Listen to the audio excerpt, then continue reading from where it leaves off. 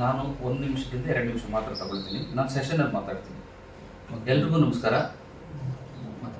ಎಲ್ರಿಗೂ ನಮಸ್ಕಾರ. ಆಚಾರಕ್ಕೆ ಹರಸಾಗು, ನೀತಿಗೆ ಪ್ರಭುವಾಗು, ಮಾತಿಗೆ ಚೂಡಾಮಣಿಯಾಗು ಕಂದಯ್ಯ, ಜ್ಯೋತಿಯಾಗು ಜಗಕ್ಕೆಲ್ಲ.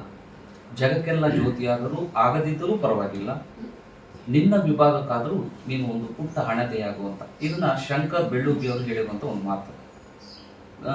ನಾನು ಏನು ಹೇಳಲಿಕ್ಕೆ ಇಷ್ಟಪಡ್ತೀನಿ ಅಂತಂದರೆ, ಈ 1 ವಾರದ ಹಿಂದೆ ಹರೀಶ್ ಸರ್ ನನಗೆ ಒಂದು ಫೋನ್ ಮಾಡಿದರು. ಮಣಿಕಂಠ ಎಲ್ಲಿದ್ದೀರಿ ಅಂತ ಕೇಳಿದರು. ಸರ್ ಆಫೀಸಲ್ಲಿ ಇದ್ದೀನಿ ಸರ್, ಏನು ಸಮಾಚಾರ? ನಾನೇನು ಅಕಾಡೆಮಿಕ್ ಬಗ್ಗೆ ಕೇಳ್ತಾರೆ ಅಂತ ಅಂದ್ಕೊಂಡಿದ್ದೆ.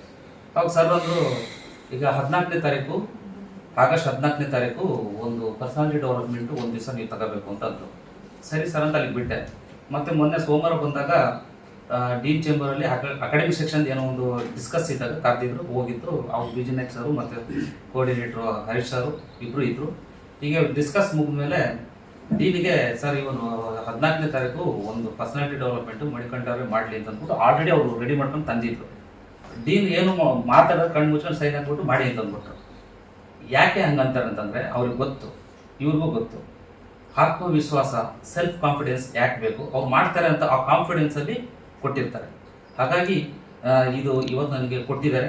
ಇದನ್ನು ನಾನು ಸದ್ಬಳಕೆ ಮಾಡಿಕೊಂಡು ನಿಮಗೂ ಉಪಯೋಗ ಆಗಂತ ಮಾಡ್ತಾ, ಬುದ್ಧಂ ಶರಣಂ ಗಚ್ಚಾಮಿ, ಧರ್ಮಂ ಶರಣಂ ಗಚ್ಚಾಮಿ, ಸಂಘಂ ಶರಣಂ ಗಚ್ಚಾಮಿ ಅಂತ ನಾನು 2 ಮಾತನ್ನು ಮುಗಿಸ್ತೀನಿ. ಧನ್ಯವಾದ.